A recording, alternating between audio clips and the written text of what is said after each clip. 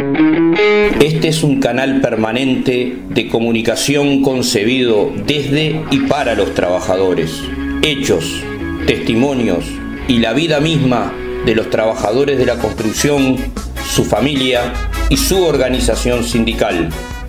Diseñado y producido por el Sindicato Único Nacional de la Construcción y Anexos, Zunca, PIT-CNT. Bueno, muy buenas tardes, citas. Hoy un nuevo programa de La Voz del Zunca en Soriano, con la presencia del compañero secretario general del Zunca a nivel nacional, Daniel Diverio, donde anduvimos, Daniel, hoy por algunas obras, por suerte, digo, hace días ya que comenzaron las redes de asamblea en todo el país.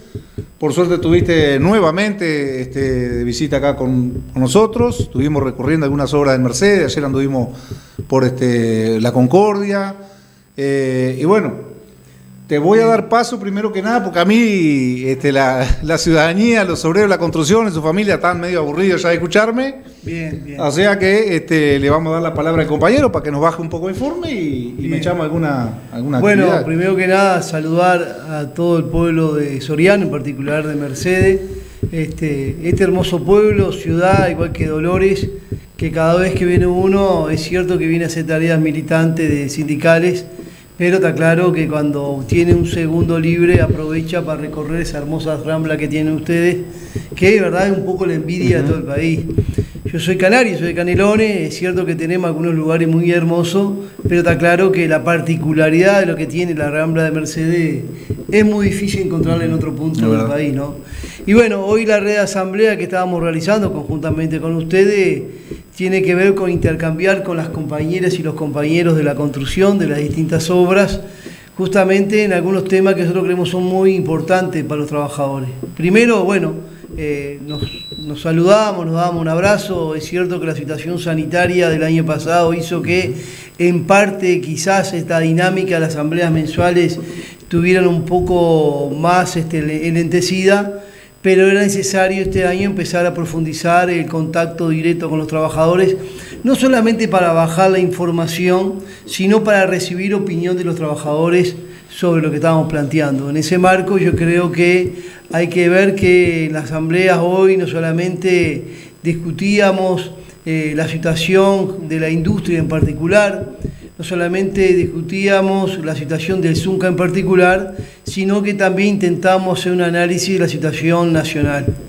Y nosotros estamos en un momento que creemos nosotros que es bastante complejo. O sea, el año pasado pasamos por una situación muy compleja, una situación sanitaria que aún no se terminó, pero en el marco de esa situación sanitaria, cuando todo el conjunto de la población, su preocupación mayor era justamente el tema de la salud, y está bien, bueno, vimos cómo se aplicaron algunas políticas neoliberales que realmente apuntaron justamente a quizás a cobrarle cuentas al conjunto de la población y en particular a los trabajadores.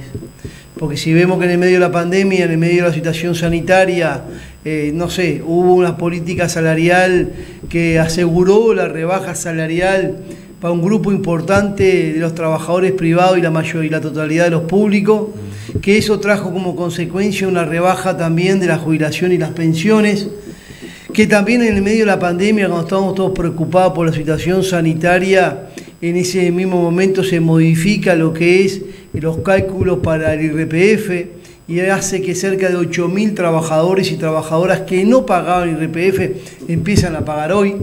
Igual que un conjunto de trabajadores y trabajadoras que estaban en la primera franja, a partir de este nuevo cálculo hace que empiecen a pagar en la segunda franja. En el medio de la pandemia también, cuando estamos todos preocupados por la salud y está bien, se nos ubican 2 o 3 temas más, como tiene que ver con la modificación de lo que tiene que ver el decreto sobre la licencia, donde permiten empresas que puedan decir que tienen dificultades económicas, bueno, acordando con el Ministerio trasladar la licencia y salario ocasional de los trabajadores de ese año para el año siguiente. O sea, estamos diciendo que simplemente le permite a las empresas que con el dinero que ganó el trabajador, que desde él propiamente, la empresa pueda cubrir algunas cuentas que tenga y el trabajador tenga que esperar hasta el año siguiente poder hacerse de su licencia y salario ocasional. Pero en medio de la pandemia también, cuando estábamos todos, vuelvo a reiterar, preocupados por la situación sanitaria y otra cosa no había que hacer, está bien. Bueno, también se liberó el precio del dólar para beneficiar al sector agroexportador y en consecuencia también afecta al conjunto de los trabajadores y trabajadoras, porque hay que ver que el 70% de los productos alimenticios que nosotros consumimos en la canasta básica alimentaria son importados. Entonces indirectamente también tuvo un crecimiento del costo de esa canasta, y eso hace que también que el salario se devalúe. Y en el medio de la pandemia, recordamos todo cuando se aumenta 2 puntos más el IVA sobre la tarjeta de débito, donde la gran mayoría de los trabajadores y trabajadoras y jubilados compramos con tarjeta de débito. Bueno, esos 2 puntos de IVA hace que también genera una rebaja salarial de forma indirecta. Y en el medio de la pandemia, lo que fue el aumento de lo que tiene que ver con la UTE, ANTEL, ANCAP, la OCE, que son justamente las tarifas públicas que aumentaron por encima de la inflación. Y en el medio de la pandemia, como para cerrar un poco el escenario total, es que justamente se ubicó, vuelvo a reiterar, una fórmula salarial por intermedio de un convenio puente que planteaba en su momento el ministro, que fue, reiterar, lo que aseguró fue la rebaja salarial para la gran mayoría de los trabajadores y trabajadoras. Por eso analizábamos eso y veíamos cómo hoy, en el contexto de 2021, quizá en un escenario sanitario diferente, eso es cierto, ¿no?, que nos permitió, entre otras cosas, movilizarnos, salir a reclamar. Bueno, vemos con mucha preocupación como a partir de aquella ley que se votó también en el medio de la pandemia, la ley de urgente consideración, bueno, encontramos algunos elementos que son realmente nocivos para los trabajadores y el conjunto de la población. Esa ley, recordamos todos, se votó casi a tapa cerrada, entre gallo y medianoche, y por supuesto que cuando empezamos a hurgar de qué se trataba, encontramos algunos elementos que realmente son realmente regresivos para el conjunto de la población, ¿verdad? Totalmente. Capaz que extendemos un poquito, o sea, no nos daría el programa para resumir siquiera el informe del compañero, ¿no? Porque abarca varios puntos, pero me gustaría que el trabajador le quede algunas cuestiones como bien claras. Vos mencionabas hoy, por ejemplo, el tema del IRPF. Cambió el cálculo, ¿no? O sea, la aplicación para el cálculo del IRPF cambió. Sí. Quiero que expliques bien eso hoy, porque creo que los trabajadores en las asambleas te escuchaban muy atentos, porque a veces el trabajador puede decir, no lo entiende bien y bueno, puede interpretar cualquier cosa. Hay una explicación bien clara para eso. A ver, lo que tiene que ver con la franja del IRPF se calculaba anteriormente según la inflación. O sea, la inflación crecía un 10%, el aumento de esa franja también era un 10%. Y a vos te daban un aumento de un 10% y está claro que quedabas en el mismo lugar de franja que estaba anteriormente del aumento salarial que recibiste. El cambio que hubo, de que a partir de ahora se empezó a calcular la franja de IRPF sobre índice medio de salario, que quiere decir que es un crecimiento menor a la inflación. Entonces a vos te dan, te ajustan el salario por la inflación, tuviste un crecimiento, pero si la franja de IRPF no acompaña ese crecimiento y el crecimiento es menor porque se calcula de forma diferente, quiere decir que muchos trabajadores quedaron dentro de la primera franja cuando deberían estar por abajo.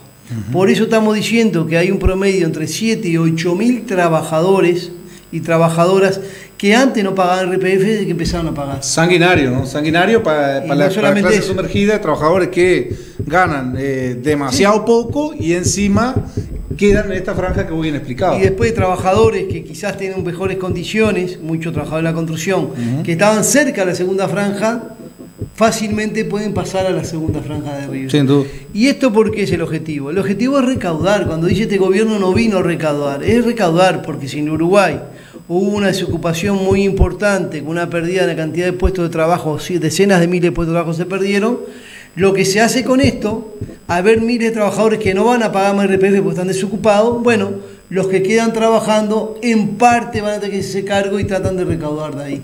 Es realmente una medida que es justamente recaudatoria, y cuando se dice de que acá no se intenta recaudar más, está demostrado que esa forma de calcular el RPF, el objetivo que tiene es recaudar más dinero. Pero por el otro lado, también quisiéramos explicar por qué decimos que hay una rebaja salarial, y hubo.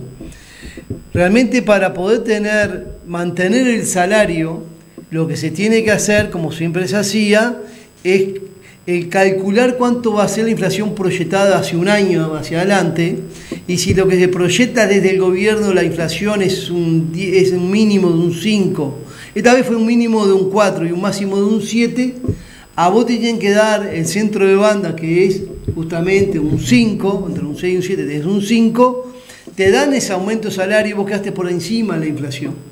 Después la inflación empieza a crecer, o sea, quiere decir los precios de costo de vida empieza a crecer y te va comiendo el salario.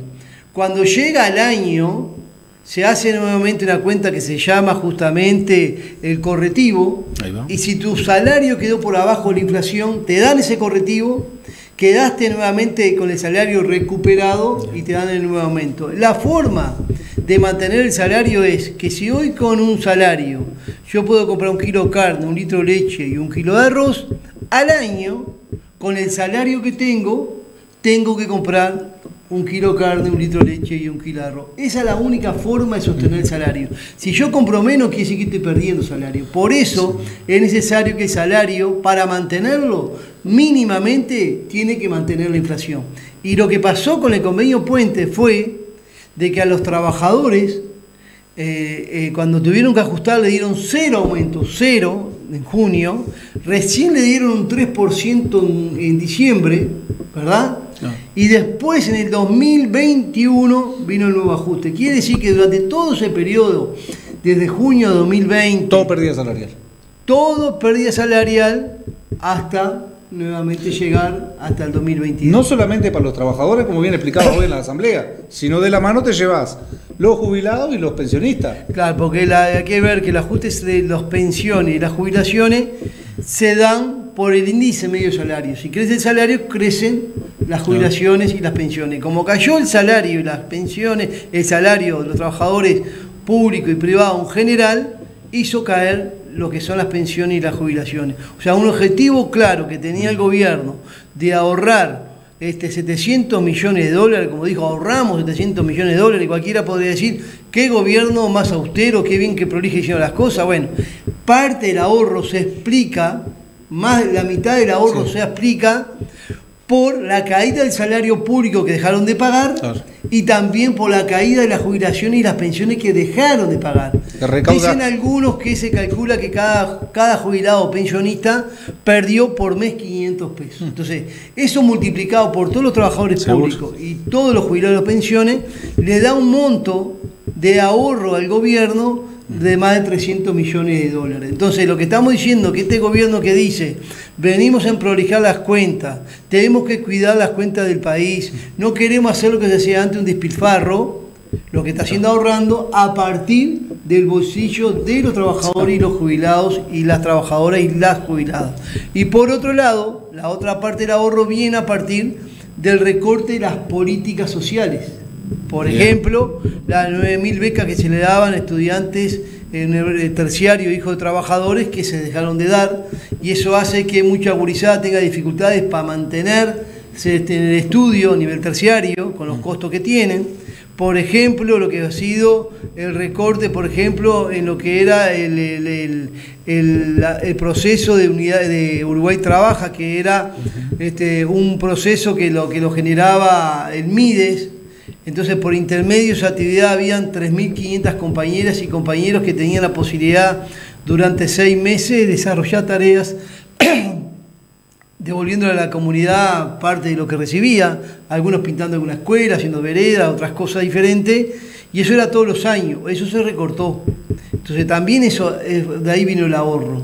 Y el ahorro también vino, bueno, en otros recortes como tiene que ver con el sistema integral de cuidado, con un recorte muy grande. Entonces, ese ahorro que tanto habla la ministra, que tuvimos en plena pandemia, es un disparate, fue justamente sobre los hombros de los sectores más carenciados. Por eso nosotros rechazamos esas cosas. Es más, en el medio de una pandemia donde tenías vos cientos de miles de uruguayos en el seguro paro, desocupados, que estaban haciendo cola en las ollas populares, lo que en vez de ahorrar lo que tenían que haber hecho, invertir. Exactamente.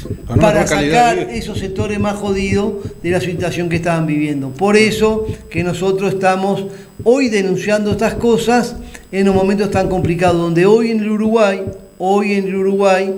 que el ministro dice que bajó la desocupación, bueno, bajó algo la desocupación, pero lo que creció fue justamente el trabajo, que es mucho más precario, porque bajó a partir de 15.000 salarios de puesto de trabajo, que son los salarios de los jornales solidarios, con un sueldo de 10, 12 mil pesos. Eso es recontra precario.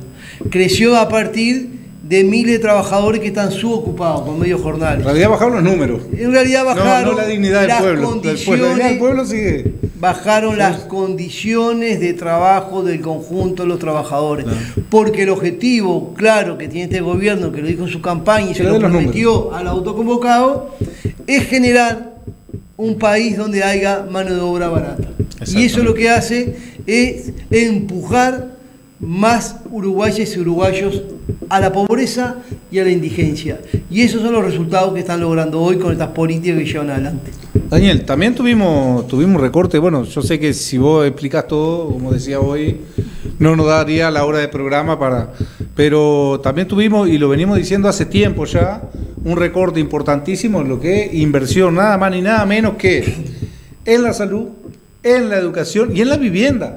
O sea que no estamos hablando de que una extra que se hizo, no sé, para la diversión, para que esparcimiento del pueblo, para que se divierta. Estamos hablando de cosas esenciales. Saliendo de una pandemia y en plena pandemia y saliendo hoy de una pandemia, nos encontramos con la precarización de la salud, de la educación y de la vivienda. Sí. O sea, el recorte es importantísimo. Sí. Ahí, a ver, el gobierno plantea, tiene su objetivo para generar empleo, para enamorar a los inversores, ofrecerle un Uruguay desregulado, ofrecerle al Uruguay de mano de obra barata y sin condiciones, y yo creo que ese no es el camino que precisamos para nuestro país. Nosotros necesitamos que nuestras compañeras, nuestros compañeros tengan mejores condiciones y puedan mejor vivir de forma más digna. Por eso es que decimos que es un proyecto de país que está formado o que se está tratando de ser ideal para los sectores que generan más riqueza. Por ejemplo, yo decía hoy, la rebaja salarial fueron para todos los trabajadores públicos y la mayoría de los privados, con el discurso que estamos en pandemia, había sectores que estaban en situaciones muy complicadas. Y es cierto, la situación, por ejemplo, de lo que la industria del turismo estaba muy afectada, por ejemplo, o el comercio, algunos de ellos, ¿no? Pero, por ejemplo, el sector de la construcción mantenía actividad, entonces, ¿cuál es el argumento para rebajar el salario de los trabajadores de la construcción? Pero aún es mucho más notorio lo que pasó con los trabajadores del campo. Hoy todo el mundo del campo es el ferrocarril que empuja para adelante, es el malladoro que tiene el gobierno.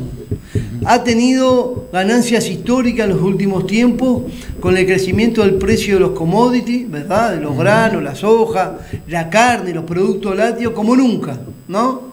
Sin embargo, en el convenio anterior y en este convenio que le quieren hacer firmar los compañeros, son convenios que no contienen ni siquiera mantener el salario, son convenios de rebaja salarial.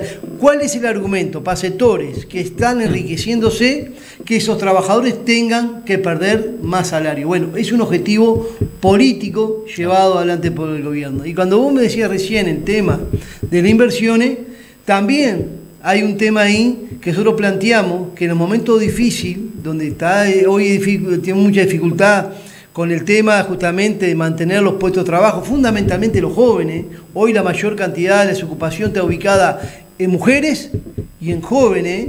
Bueno, intentan una oferta laboral que realmente es triste porque, vuelvo a reiterar, es muy precaria. Cuando nosotros decimos la mejor forma de resolver los puestos de trabajo es a partir de una fuerte inversión pública. Porque la inversión pública genera mejores condiciones para el conjunto de la sociedad y genera empleo. Hay que ver que en el 2004 el 20% de los trabajadores, 20-22% aproximadamente, los trabajadores de la construcción, estaban afectados a obras públicas, o sea que trabajaban construyendo un puente, una carretera, una escuela, un liceo, todo eso.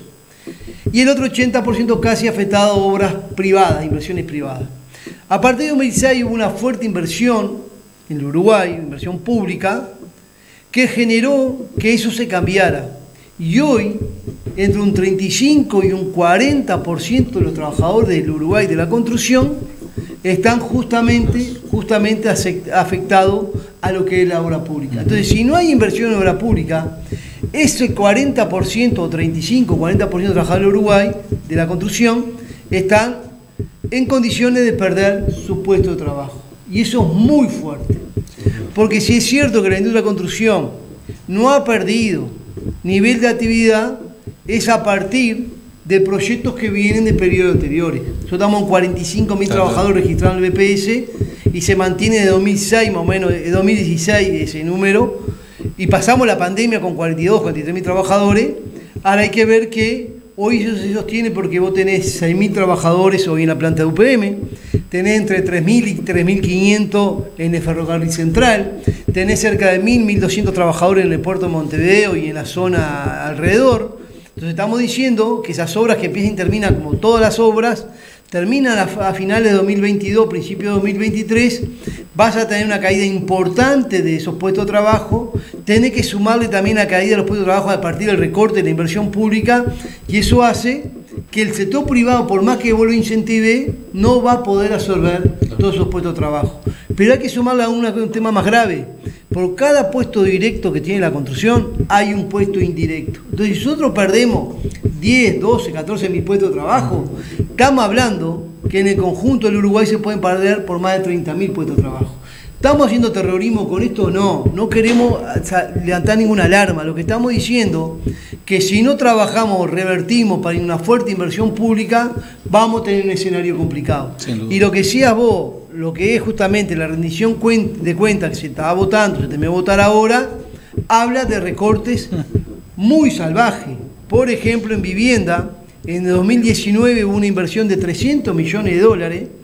Este año la inversión es de 180 millones de dólares. Quiere decir que se recortó más de un 30% la inversión en vivienda. Y estoy hablando de vivienda de interés social, que es lo más importante. En MEVIR se recortó el 30% de la vivienda.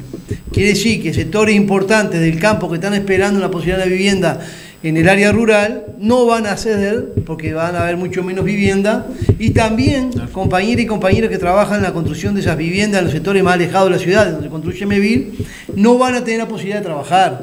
Y en vivienda es muy salvaje eso, pero también el recorte que se ha dado en todas las inversiones, porque el año pasado, por ejemplo, la inversión pública cayó un 18% en 19%, y se espera que este año caiga mucho más. Y cuando vos decías bien, salud pública, tenemos una dificultad. Quizás salud pública mantenga el mismo presupuesto anterior, no hay un recorte. Muy bien. El problema que tenés en salud pública es que con el mismo presupuesto anterior, vos tenés que atender 125.000 usuarios nuevos que viene del sector privado y público. Es lo mismo que caiga la contribución, la destinación de dinero a salud pública, claro, porque si vos tenés más usuarios con el mismo, vas a tener vos? Ahí tenés que con el mismo dinero presupuesto es imposible. Va a tener 120.000 usuarios más, y vos vas a tener dificultades para tener el tema de los medicamentos, la atención de los especialistas, los medicamentos, y olvídate la posibilidad de construir algún hospital, alguna policlínica. Por eso es la preocupación que tenemos. Pero lo mismo pasa en la educación, ¿no? También genera esas dificultades. Por eso, esto que se está votando ahora, que es justamente la rendición de cuentas, es una rendición de cuentas de brutal ajuste justamente a los compañeros, los sectores más carenciados. Ya las empresas públicas, cuando empezó el ejercicio de este gobierno, le hizo recortar un 15% sus inversiones, y ahí aumentaron más aún. ¿Qué pasa con eso? Primero, las empresas públicas no van a poder cumplir con sus servicios como tienen que cumplir, eso genera también peores condiciones justamente para los servicios que ellos realizan.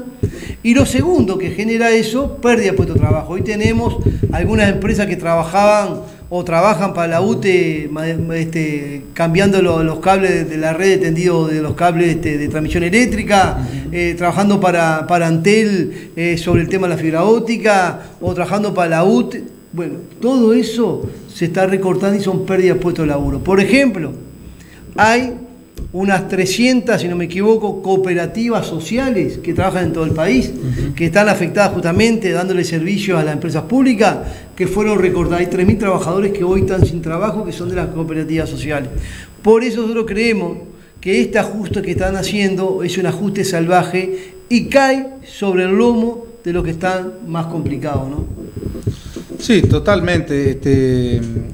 Daniel, yo creo que las explicaciones que has dado son más que claras.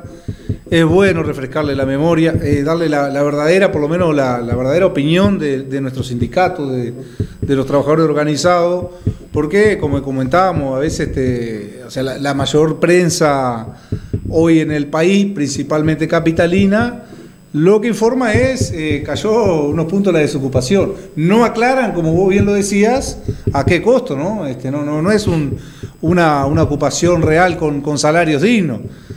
Nos preocupa mucho, como bien decías vos, y lo hemos informado en otra asamblea, el recorte de esa, o sea, está bien, la empresa, las obras comienzan y se terminan. Ahora vas a tener probablemente 6, 7 mil trabajadores, 8 en esa planta, donde probablemente en el 2023 no los tengas.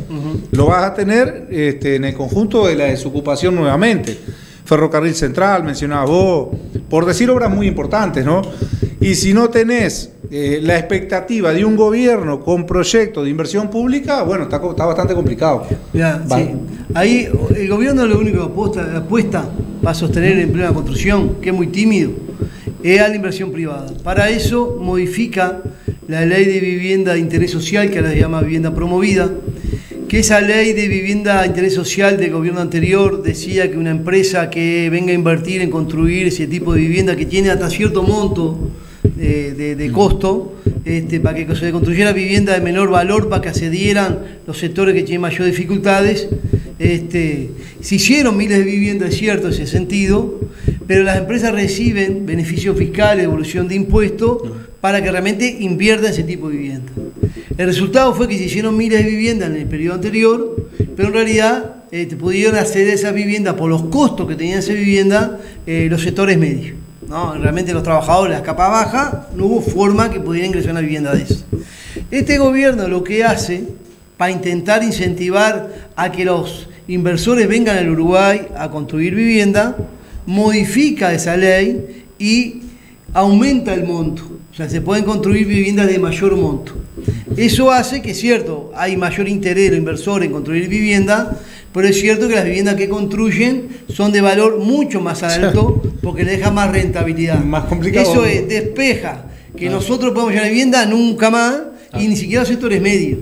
Capaz que genera algunos empleos. Ahora, nunca va a poder cubrir la caída de empleo por la falta de inversión pública, por la caída de estas obras que estábamos diciendo hoy, y ni que ver con la caída de la inversión en vivienda.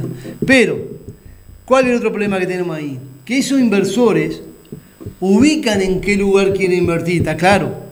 Y ese tipo de vivienda, por lo general, se construye en las zonas costeras. Entonces, Maldonado puede recibir algo de eso, Montevideo, quizás Canelones y algo Colonia, pero el resto del país, muchachos, queda fuera todo eso. Queda a la intemperie. Claro. Por eso la inversión pública es un papel fundamental, porque la inversión pública se invierte en el lugar donde vos mayor precisás. Y vos construís una escuela, en Soriano, en Villa Soriano, en Dolores, en Mercedes, y todos sabemos que una obrita de 40, 50 compañeros, lo que significa para el pueblo. Por eso es lo que estamos planteando, que la inversión pública puede jugar en eso. Lo jugó lo que fue la fibra óptica, donde se hizo obra de fibra óptica en todos los pueblos del interior, y se dinamizó la economía del país, ¿no? La economía de los propios pueblos. Por eso nosotros decimos que en vivienda hay que seguir apostando a la inversión en vivienda, en la cuales son para los sectores más carenciados. Y en eso hubo un recorte muy grande. Yo hablé lo de MEVIR, también lo que tiene que ver con las cooperativas de vivienda de FUBA.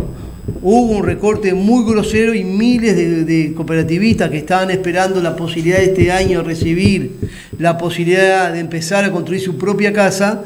Bueno, lamentablemente la noticia es que este año no va a ser. Y por eso es que seguimos reclamando que tiene que haber un cambio drástico para poder sostener los empleos en la construcción, ¿no? Bien, Daniel.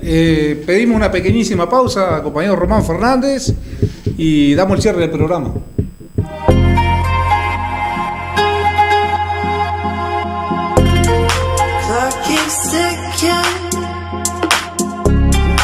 Time flies.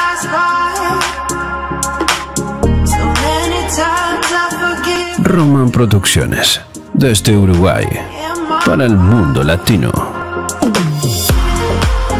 Aquí 2x3 llueve. En la construcción lo consideran los inversores al planificar, las empresas al presupuestar y el Estado al recaudar.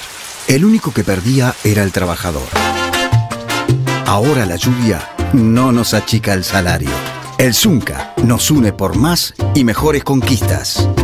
Antes, los trabajadores de la construcción nos íbamos solo con la quincena.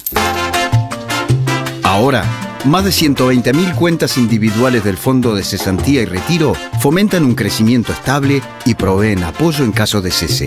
El Zunca nos une por un presente estable y un futuro mejor. Una persona que carga 5 televisores carga 50 kilos. Si carga 2 sofás, carga 50 kilos. Eso es lo que pesaba una bolsa de Portland.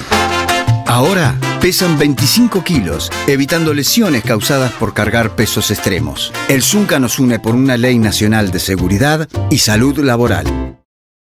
Para los trabajadores de la construcción, 44 horas de trabajo rinden más que 48. La reducción de la carga horaria significa un aumento del salario real, de los puestos de trabajo y del tiempo libre. El Zunca nos une en la construcción de una vida digna. Hay obras que además de bloques, hierro y Portland, necesitan solidaridad. Las brigadas solidarias del Zunca han contribuido con más de 20.000 horas de trabajo solidario, movilizando a miles, construyendo, reparando y mejorando viviendas del Plan Juntos, escuelas, instituciones públicas y hogares para las familias de nuestros compañeros fallecidos en accidentes laborales. Es que el Zunca nos une en la construcción de una sociedad más justa y solidaria. Bien, continuamos con el programa La Voz del Zunca de Soriano. Daniel, antes de entrar a algunas cuestiones locales, netamente, me gustaría que hablaras de algo de unas cuestiones que están en la mira hoy de nuestro sindicato y del PCNT, diría yo, y de mucha de la ciudadanía, ¿no? Sí. Cuestiones importantísimas y muy sensibles para nuestro pueblo, ¿no? Que es sobre la derogación de la ley de 135 artículos de una luz sanitaria, ¿no? Bien, es cierto, en el medio de la pandemia, entre otras cosas, se votó esa ley con gran desconocimiento del conjunto de la población, eso es así. Es una ley que fue votada entre gallo y medianoche y cuando empezamos a hurgar qué contenía, encontrábamos que tiene una cantidad de elementos que son realmente nocivos para el conjunto de trabajadores de la población. Está claro que un gobierno para aplicar este tipo de política necesita 2 o 3 cosas fundamentales. Los grandes medios de comunicación que continuamente informen en línea de lo que plantea el gobierno, en parte es eso, ¿no? Lo segundo, lo que necesita es justamente un pueblo que esté preocupado en su casa y no esté en las calles. Eso pasó durante la pandemia. Pasó. Por eso se aplicaban todas esas políticas y la verdad que no hubo grandes movilizaciones porque también la responsabilidad del pueblo era cuidar la salud de toda la población. Está claro que después cuando empezamos a hurgar y ver lo que era, empezamos a juntarnos con otras organizaciones sociales y también algunas fuerzas de izquierda y también algunos sectores de los partidos tradicionales que decíamos que habían algunos artículos que no pueden soportarse porque son realmente nocivos. Y salimos en medio de una situación complicada aún sanitaria y también en pocos meses a juntar lo que eran las firmas necesarias para llevarlo a un referéndum para derogar hasta 135 artículos de la LUC. Y logramos el objetivo y llegamos a casi 800.000 firmas. Y eso habla de una gran reserva popular que hay desde los comités de la base, de los comités de base, de los sindicatos, de las obras organizadas, de los talleres, de las fábricas, de los barrios, de los vecinos, de las ollas populares. Una gran demostración que permitió nuevamente recomponer el campo popular, que es lo más importante, y esa recomposición del campo popular empezó a desarrollar otro tipo de movidas. Por eso, en el marco, después de juntar la firma, empezó a movilizarse el pueblo. Y estuvo la huelga de la pesca, y estuvo la lucha de los trabajadores de la FOICA, tuvo la movilización del Zunca, la asamblea de la UNRWA, los trabajadores públicos se movilizaban. Esa gran marcha que se hizo el 15 de septiembre, donde miles y miles participaron, más de 250 ómnibus del interior del país, que fueron a la capital para participar de esa gran movilización, que no solamente fue grande por la cantidad de participantes, sino por su contenido. Ahí no solamente estaban los trabajadores organizados, sino estaban los barrios organizados con las ollas populares, ahí estaban sectores del campo, había sectores de colonos participando, ahí estaban los estudiantes, ahí estaban la gente de la cultura. Fue realmente una gran movilización, demostración de unidad del campo popular. Y eso genera un escenario diferente. También lo sabe el gobierno.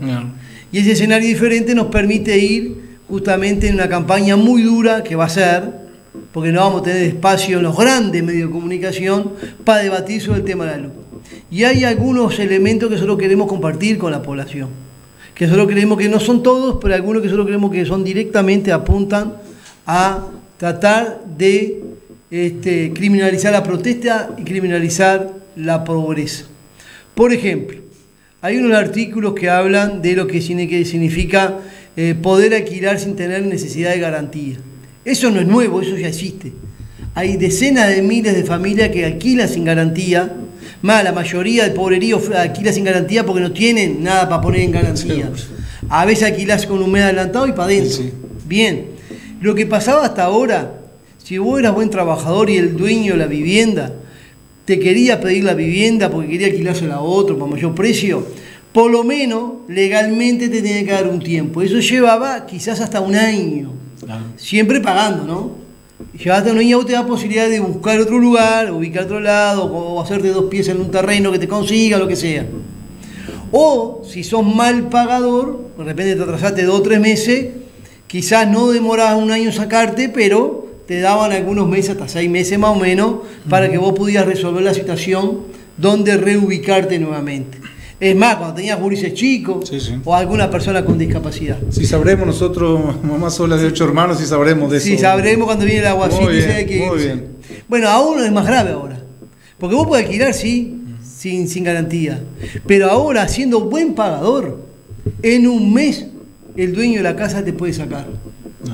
Y si te por ahí sos trabajador y te quedaste sin changa y te trazaste 1 mes, 2 meses, por mal pagador, en 10 días te tiran para afuera. Tenga gurises, no tenga gurises, tenga personas con discapacidad. No hay contemplación. Bueno, es salvaje, nosotros no estamos de acuerdo con eso. Es uno de los artículos que nosotros entendemos que hay que derogar. ¿No? Entonces, lo otro, ¿qué significa, por ejemplo, un artículo que pasó también muy importante, que tiene que ver, sacar la obligación de la bancarización? O sea, todos sabemos bien que anteriormente la ley, todos los que contrataban a un trabajador tienen la obligación de pagarle por intermedio del banco. ¿Está bien? Como tenías tu tarjeta y cobrabas por el cajero. A veces nos enojábamos porque no podíamos sacar toda la plata junta, sacada de 10.000 pesos. Ahora, ¿qué pasa con eso? Eso era la mejor garantía que tenían las trabajadoras y trabajadores que estaban más vulnerables. Porque dar un ejemplo claro, una trabajadora de empleada doméstica, ubiquemos en el barrio Carrasco, en un barrio de eso, en donde todos los días el patrón o la patrona le da la plata del boleto, como le da siempre, y unos pesos flacos, pácate, en mano. ¿Qué garantía tiene la trabajadora que está en caja? Ninguna. Pasa un tiempo, va a averiguar y resulta que no está en caja, nunca cobró aguinaldo, nunca cobró licencia, nunca cobró salud. Va a hacer un juicio. ¿Qué le piden? Lo primero que te piden son testigos. No tiene testigos porque los testigos son los dueños, los patrones. Entonces, no tiene forma de demostrar que trabajó ahí, no tiene forma de demostrar lo que cobraba, no tiene forma de demostrar de que ni siquiera era una empleada de esa casa. Sin embargo, cuando ellos tenían la obligación de pagarle con la tarjeta, esa empleada, esa compañera, esa trabajadora, sacaba el dinero con la tarjeta y le quedaba el ticket.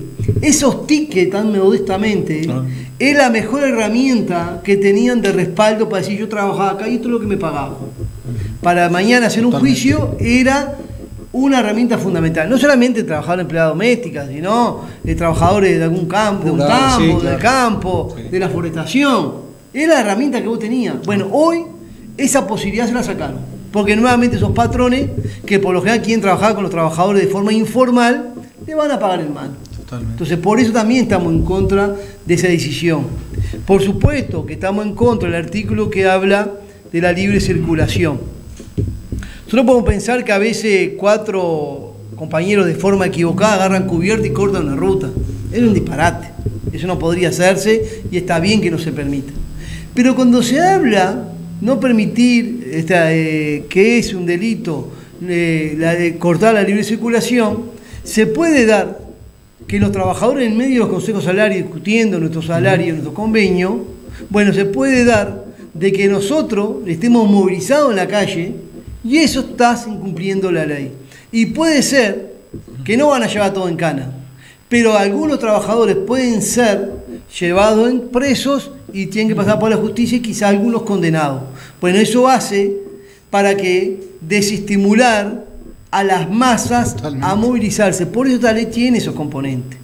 Ni que hablar lo que pasa con el Instituto de Colonización, que no solamente ahora lo despellejaron porque le sacaron los 27 millones o 30 millones que tenían por año para invertir en tierras para los sectores de campo, los colones que querían quedarse en las tierras, ¿no? Sino que también modifican la ley, cuando anteriormente vos tenías la obligación, si eras un colono, que recibías tierra en el instituto, vivir en ese lugar y explotarla, eso garantizaba que eras realmente un colono que querías trabajar la tierra. Sin embargo se modifica y no tenés ni que vivir ni explotarla. Bueno, eso es en beneficio justamente de los que tienen grandes extensiones de tierra. Por eso te dije 2 o 3 artículos dentro de tantos que hay que hablan que son realmente nocivos para el conjunto de los trabajadores y la población. Por eso no solamente juntamos la firma, sino que también vamos a pelear para derogarlo. Pero te voy a dar uno más. Esa ley, por ejemplo, fue la que permitió que se construyera o se convocara una comisión que estudiara lo que es la reforma de la seguridad social. ¿Está bien? O sea, ver de qué forma se reformara la seguridad social para que el BPS no tuviera tanta pérdida o tuviera tanta déficit, ¿no? Entonces, el gobierno, el Estado, tiene que estar dando una inyección económica continuamente al BPS para afrontar la responsabilidad de las jubilaciones, las pensiones. También lo que tiene que ver con las pensiones de discapacidad, que también atiende el BPS, o los otros tipos de atenciones que tiene el BPS. El estudio lo hacen y lo que saca por mayoría quien representa al gobierno para tratar de resolver ese déficit, bueno, para que entre más ingreso al BPS y no salga tanto, una única reforma. ¿Cuál es? Aumentar los años de para jubilarnos de 60 a 65 años y de aportación de 30 a 35. ¿Está bien? Eso. Y no discuten nada el aporte patronal, por ejemplo, que en el Uruguay es el aporte patronal uno de los más bajos de la región. Si vos querés fortalecer el BPS, bueno, vamos a discutir todo. Los sectores hoy del campo que están acumulándola en carretilla y muchos de ellos son exonerados de pagar aporte patronal, ¿no deberían aportar para resolver un poco el lío? Está claro. O que lo que pasa con otros sectores que son exonerados, patronales, ¿no? Entonces yo creo que cuando decimos reforma, bueno, estamos dispuestos a discutir. ¿Cuánto van a aportar el sector empresarial? Esos mayahorros que defiende tanto el gobierno. Nada. ¿Quién van a aportar? Los trabajadores y las trabajadoras. Tanto es así que el mismo presidente de la calle dijo, por lo menos yo lo escuché cuando planteó sobre la reforma, que no nos preocupemos, que esta reforma se iba a empezar a aplicar a partir de que cuando el trabajador empezaba a trabajar por primera vez ingresaba a lo que tiene que ver al trabajo, ¿no? A la vida, a su vida laboral. O sea, quiere decir que todos los trabajadores y trabajadoras que están trabajando hoy se mantendrían con el régimen anterior. Lo dijo el presidente. Si mañana entra a trabajar un compañero o una compañera por primera vez, ese compañero o compañera tendría que tener en el nuevo régimen, que también está mal. Sin embargo, no, porque lo llevan hacia atrás y ya de los que nacieron en el año 66 ya tienen modificación, un año por cada año que va avanzando. Quiere decir que si vos naciste en el 66, tenés que laburar hasta los 61 y con 31 años de aporte, a los 67 tenés que trabajar hasta los 62 con 32 años de aporte y así sucesivamente, hasta llegar a los 70. Los que nacieron del 70 para adelante, todas y todos, tienen que laburar hasta los 65 años de edad y 35 años de aporte. Ojo, 65 años de edad si tenés los 35 de aporte. Exacto. En la construcción en particular, es casi imposible. Vos llegás con 60 años y tenés 20 años de aporte, porque trabajamos en enero, ahí estás 3 o 4 meses sin changa. no sé, o no te hacen los aportes. O sea, en la construcción hoy 40% no se va a jubilar nunca, Sin porque duda. con 60 años de edad y 30 años de aporte no llegan. Te imaginás si lo aumentás a 65 y 35, va a tener mayor cantidad de trabajadores que no se van a jubilar. Y lo que estamos diciendo, que la reforma la están poniendo únicamente arriba del lomo de las trabajadoras y los trabajadores. Pero esto tiene que ser integral. Y sin embargo, se tiene mucha timidez, también lo tuvo el gobierno anterior, Sí. en lo que tiene que ver en tocar la caja militar. Ahí va. Y lo hicimos con todo. El gobierno anterior también tuvo timidez en tocar un elemento que es central, que es la caja militar. Y no estamos hablando de los soldados rasos, que son trabajadores que ganan tanto o menos que nosotros. Sí, sin duda. Que viven en nuestros propios barrios, Claro. que están galgueando de hambre y hay muchas que nosotros. Sí. Estamos hablando de aquellos sectores militares de alto rango que su salario está claro que es mucho más, que se jubilan con el 100% del salario, cuando los trabajadores nos jubilamos con un 45%.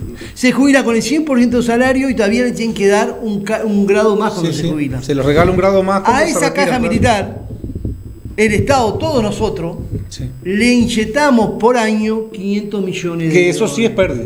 Y eso, pero cuando hicimos reforma de la seguridad social, tiene que ser integral en todo. No, Claro. lo único que acá apuntan es a esto. Por eso también tiene que ver esto con la LUC.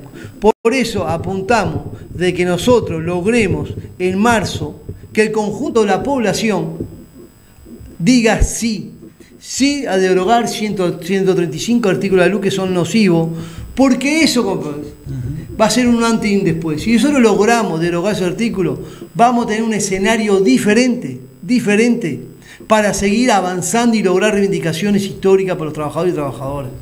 Este gobierno legítimamente lo eligió el pueblo y eso se respeta, eso es la democracia. Ahora, el derecho a pelear por nuestras reivindicaciones, el derecho a defender nuestras conquistas, es un derecho que tenemos y lo vamos a hacer en la cancha.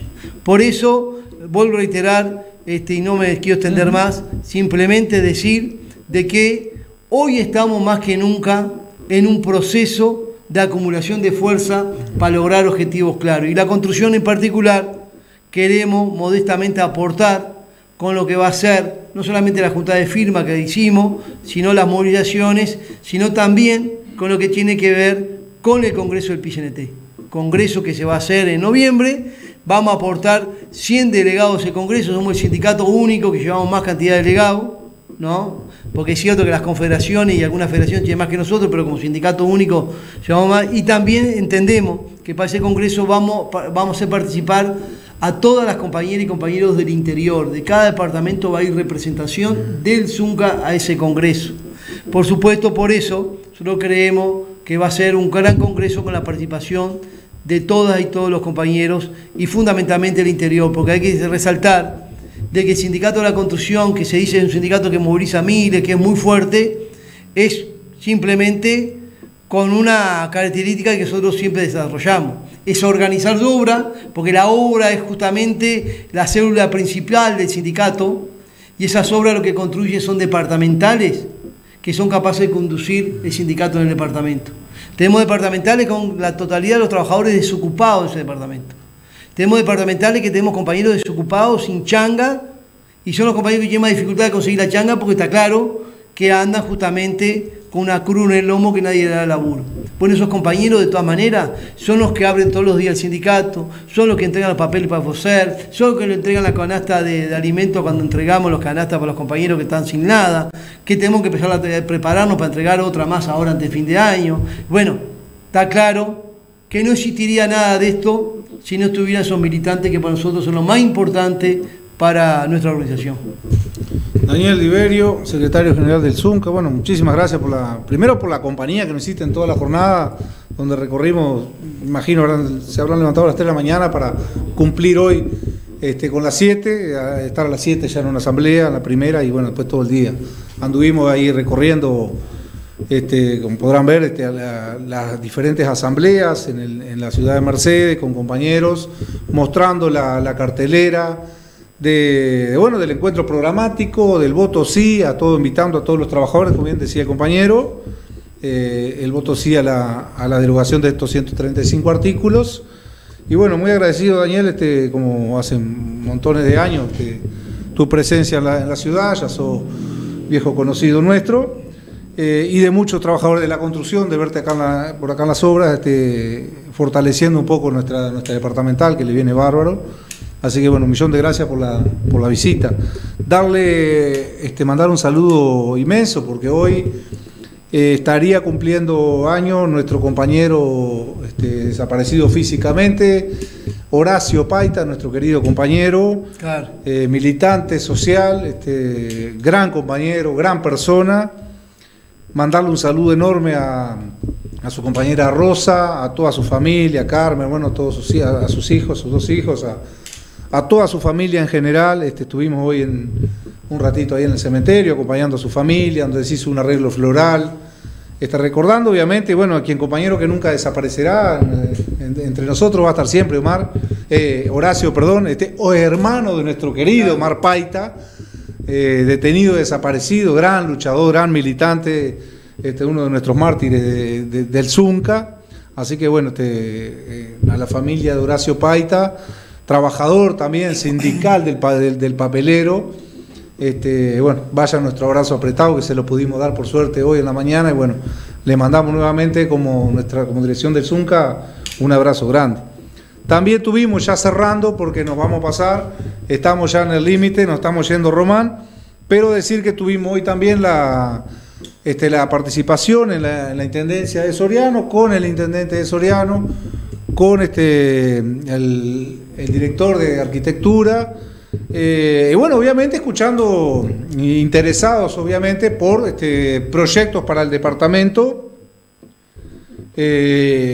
empapándonos un poquito en que estaba la construcción de una piscina en el estadio, bueno, algunas informaciones que capaz que las ampliaremos el próximo viernes, porque no nos va a dar, la construcción de un puerto por allá por la Graciada también, donde hubo en una vez un proyecto Río Tinto, me acuerdo, que también vamos a dar algunas informaciones un poquito más ampliadas.